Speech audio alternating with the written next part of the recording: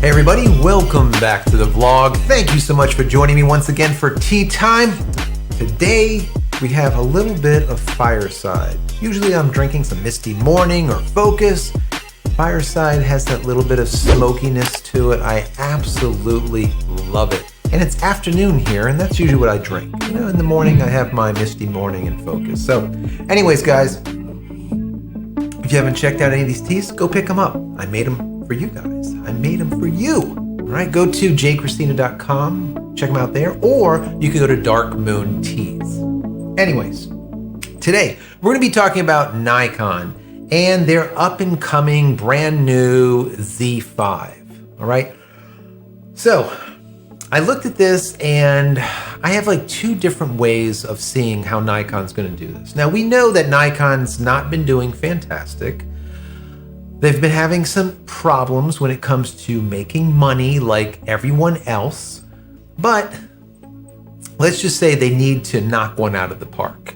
And maybe this is it. And I want to pose to you a couple of possibilities when it comes to the Nikon Z5, and I want you guys to tell me what you think. Where I have it right, where do I have it wrong? Where do you stand? Now, I guess my question should start out by saying, is the Nikon Z5 a Canon EOS RP killer? Or is it going to be more along the lines of a Canon EOS M series killer? Where do you stand on it? All right. Before I get into it, I want to say, if you haven't picked up my ebook, do so. Go over to JCristina.com/ebook. Once again, JCristina.com/ebook. 10 tips at making sharper images. Something great for amateurs, something fantastic for professionals. There's something there for everyone. All right. Once again, it's free. JCristina.com/ebook. Anyways, so will this be a shot over the bow of Canon's EOS RP or their EOS M series? And some people are going to be like, well, why would you even say that? The M series is an APS-C, whereas the RP is a full frame.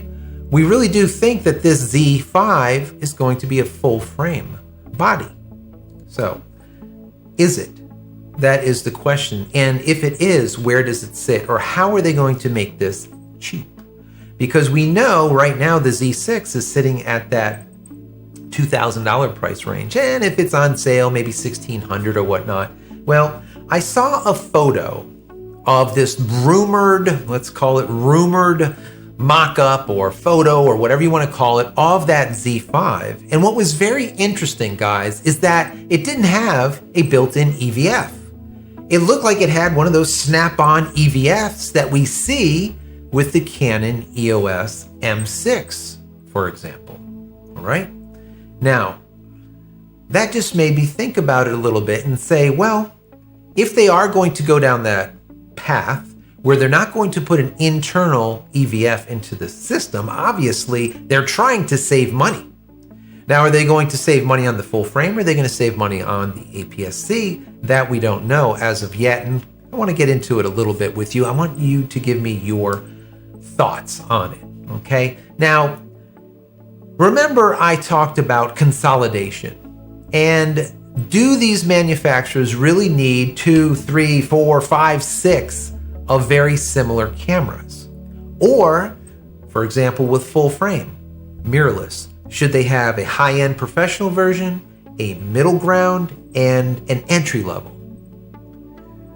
That was my idea with the whole consolidation thoughts that I had. Now we know that Nikon already has the Z50, which is of course an APS-C camera, but it's $1,000, guys. That is a $1,000 camera. So, would they want to create a camera that's full frame at the exact same price point? Kind of like what Canon did with their RP, which to me, I think should be a replacement to their M series M6 Mark II, because it's like the same price. Would they go down that road? I personally think Canon should get rid of the M6 Mark II if it's going to be the exact same price as an RP. A lot of people are going to go full frame.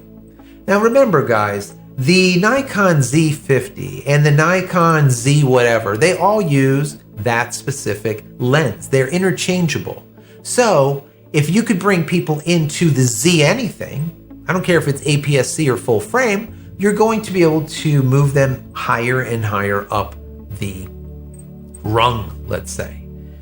So the question is, could, if they go down the full frame route, they get a price that's lower than that $999, maybe bring it all the way down to maybe $899 or $799 full frame?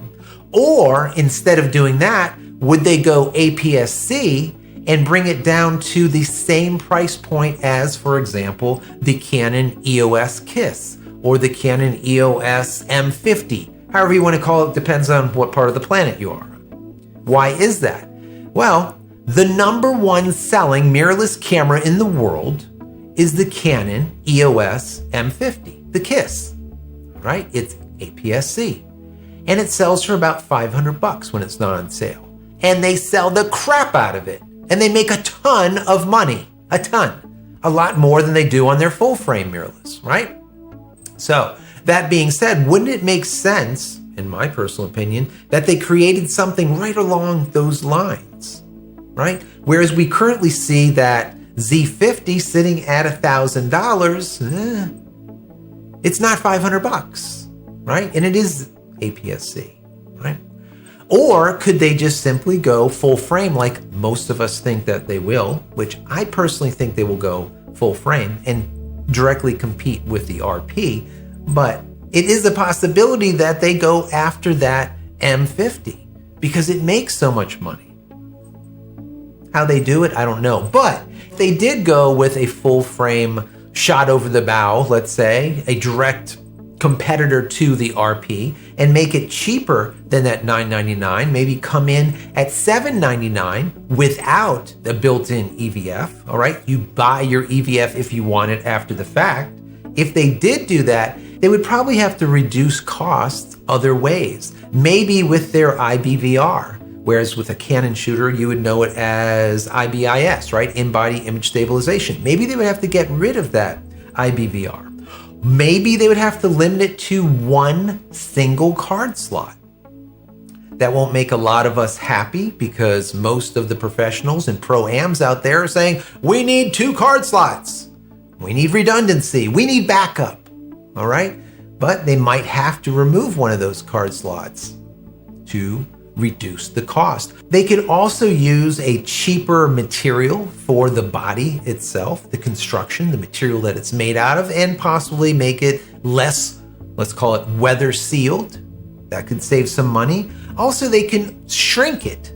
So it's not as big as a Z6, it's smaller, more like a Z50. They can do that, make it a little bit smaller. Obviously, if you're not going to have the built-in EVF, you can make it smaller. That will save money. Also, you can use a sensor that is currently being used, like maybe one of their 20 megapixels that are sitting in one of the other cameras that they're using right now. Maybe they can reuse one of these sensors instead of making a brand new one. Once again, as you consolidate, you can reuse the materials that you currently are using in another camera. So, I think the major savings here would be that EVF. If they pull the EVF out of this Z5 and make it so it's an optional purchase after the fact, if you are a photographer that wants to put your eye up to the camera, you spend $150, $200 for that EVF and you're happy. And now they could have a really, really good full frame camera at that $799 price tag. So where do you guys stand? Do you think that this might be APS-C and not full frame? Do you think that they're going to be going after the M series, or are they going to be going after the RP? And if they are going to be going after the RP, like I think that they would, where do you think they're going to save the money to be able to get it below the cost of that Canon EOS RP, that $999 magic number? Or is it some of the other things that I've stated in here? Let me know what you think. Now, we know that Nikon just needs to hit a home run here. They need it. They need that money. So we don't want to see a base hit, all right? That to me is just a waste. We need to see a home run out of Nikon. And if they can do it with that Z5, I think it would be absolutely awesome. And seeing that this rumored, let's say, looking camera without an EVF is out there, they could possibly have something here, because there's no other full frame that I've seen that has that allows you to buy it in, or let's say get involved at a really low cost. Like I said, $799. Guys, $799. That would be a magic number. Absolutely. Because you would be able to bring these people into that Z series, get them into that glass. We know, guys, glass locks people into a platform. You get people starting to use those Z series pieces of glass. I don't care if it's APS-C or full frame, and you get them to start buying that high-end glass, and they are now locked in. They are locked in. Glass is a way to lock in your customers, okay? And let them move up the rung. So they can start at a Z5, move into a Z6, into a Z7, and so on and so forth, all right?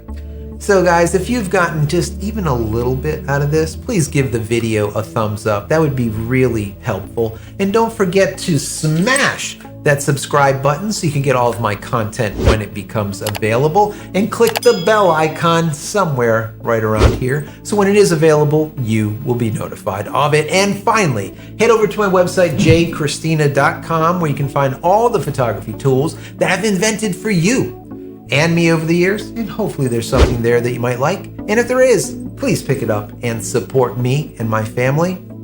That would be awesome. So that's it, guys. I'm out of here for yet another vlog. Many blessings to you and your family. Stay safe and stay healthy.